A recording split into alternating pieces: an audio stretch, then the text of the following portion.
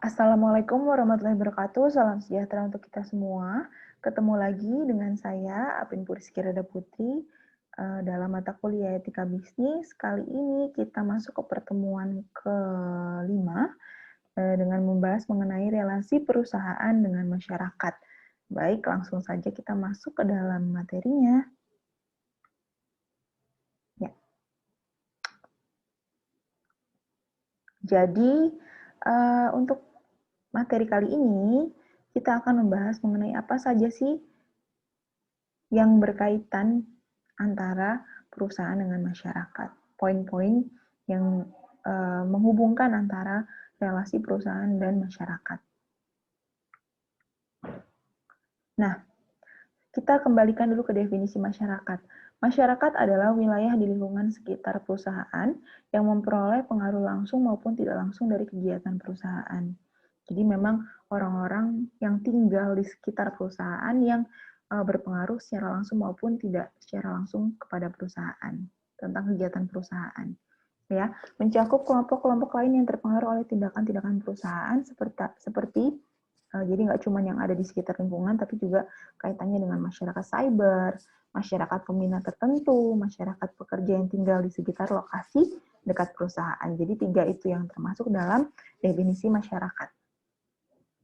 Nah, isu praktik bisnis, adanya kesenjangan antara keinginan, cara atau tindakan perusahaan dalam memperoleh laba dengan harapan-harapan dari pemangku kepentingan. Jadi ada 3 pokok penting yang kita akan bahas di sini tentang isu tentang praktik bisnis. Yang pertama yaitu pengembangan masyarakat, ya.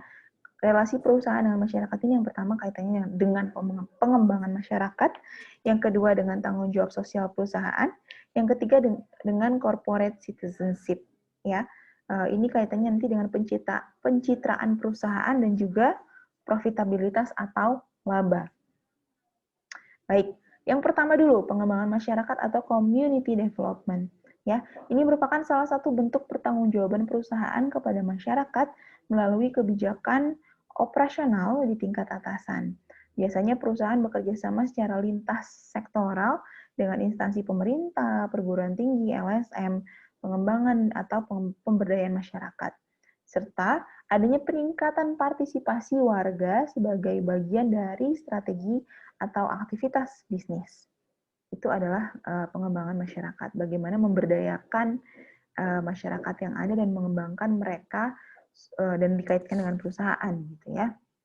Lebih masyarakat itu diajak berpartisipasi sebagai salah satu aktivitas bisnis. Kemudian respon perusahaan atas tuntutan pemangku kepentingan. Nah, beda-beda nih.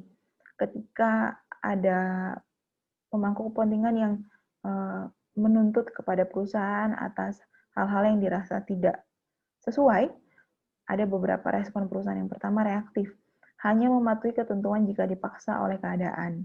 Ya, contohnya adalah kasus Sumber Lapindo. Kemudian proaktif, berupaya menanggapi perubahan keinginan pemangku kepentingan. Jadi maunya pemangku kepentingan seperti apa kita jembatani supaya hubungannya baik, ya, saling menguntungkan. Interaktif, perusahaan terlibat penuh, saling menghormati, terbuka dan percaya kepada pemangku kepentingan bahwa perusahaan dapat memperoleh keunggulan kompetitif jangka panjang. Tuh, ya. Kemudian yang kedua, setelah kita bahas mengenai tadi adalah pengembangan masyarakat, community development, kali ini tanggung jawab sosial perusahaan atau corporate social responsibility. Ini merupakan salah satu bentuk kepedulian perusahaan terhadap lingkungan eksternal, yang biasanya itu bentuknya penjagaan lingkungan, norma masyarakat, partisipasi pembangunan, serta berbagai tanggung jawab sosial lainnya. Merupakan komitmen perusahaan dalam pengembangan ekonomi yang berkesinambungan, serta aktivitas yang berhubungan dengan kebijakan perusahaan pada bidang sosial dan lingkungan dalam sebuah operasi bisnis. Ya, ini definisi dari berbagai macam sumber. Kemudian CSR atau tanggung jawab sosial, ada 4 tanggung jawab manajer organisasi bisnis. Yang pertama tanggung jawab ekonomi, memproduksi barang dan jasa yang bernilai bagi masyarakat. Jangan sampai antara ekspektasi dengan realita itu terlalu beda jauh. Kemudian tanggung jawab hukum, menaati hukum yang berlaku dalam setiap kegiatan bisnisnya. Ya, yang kedua tanggung jawab etika, mengikuti keyakinan umum bagaimana orang harus bertindak dalam suatu masyarakat. Jangan sampai kita bertindak yang tidak sesuai dengan standar baik dan tidak baik di dalam sebuah masyarakat. Kemudian tanggung jawab kebebasan memilih, tanggung jawab yang bersifat sukarela setelah pengambilan keputusan. Ya, jadi di sini tanggung jawab ekonomi dan hukum dinilai sebagai tanggung jawab dasar yang harus dimiliki oleh perusahaan. Setelah itu bisa terpenuhi, baru perusahaan ini berpikir mengenai tanggung jawab sosial serta etika dan kebebasan memilih. Gitu.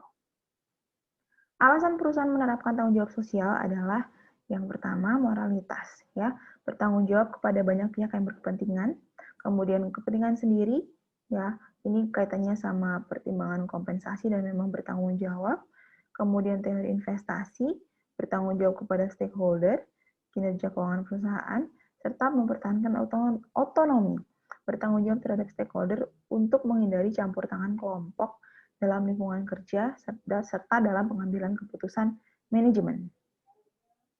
Nah, ada beberapa manfaat dari CSR atau tanggung jawab sosial perusahaan.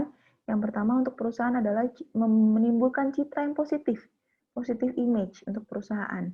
Yang kedua, manfaat bagi masyarakat, hubungan masyarakat dengan perusahaan akan jauh lebih erat. Jadi ada win-win solution di dalamnya. Kemudian manfaat bagi pemerintah adalah CSR perusahaan ini menjadi salah satu partner pemerintah dalam menjalankan misi-misi sosial yang memang wajib dijalankan. Oke. Strategi pengelolaan tanggung jawab sosial perusahaan. Yang pertama, strategi reaktif.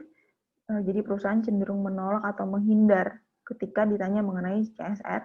Kemudian defensif, ya, pendekatan legal atau jalur hukum untuk menghindar diri dan menolak tanggung jawab sosial.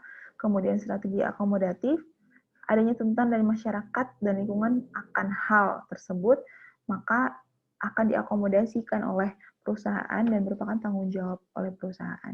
Kemudian strategi proaktif, bahwa tanggung jawab sosial adalah bagian dari tanggung jawab untuk memuaskan stakeholders gitu.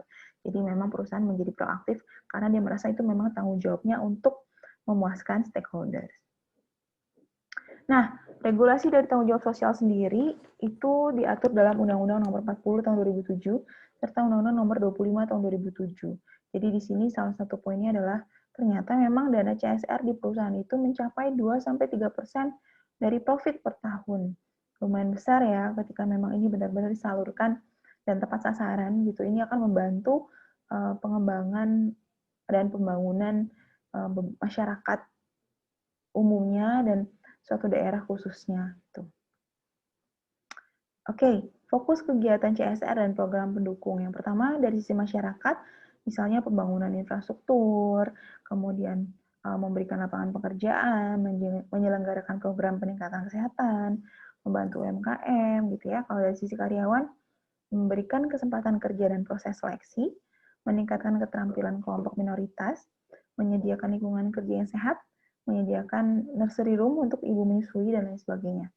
Untuk lingkungan, mendukung program pelestarian lingkungan, menjaga lingkungan dari pencemaran, ini khususnya kalau kaitannya sama pabrik-pabrik ya yang punya limbah, kemudian menghasilkan produk yang ramah lingkungan. Dan dari sisi konsumen, menyediakan layanan call center, memproduksi produk yang aman dan mudah digunakan, layanan pra dan purna jual, serta menyediakan buku manual. Dari sisi pemerintah, pembayaran pajak yang baik, terlibat dalam perumusan kebijakan publik, serta melibatkan diri dalam program-program pemerintah lainnya. Oke, kalau tadi sudah ada pengembangan masyarakat, kemudian tanggung jawab sosial perusahaan atau CSR, yang terakhir adalah kewargaan perusahaan atau corporate citizenship.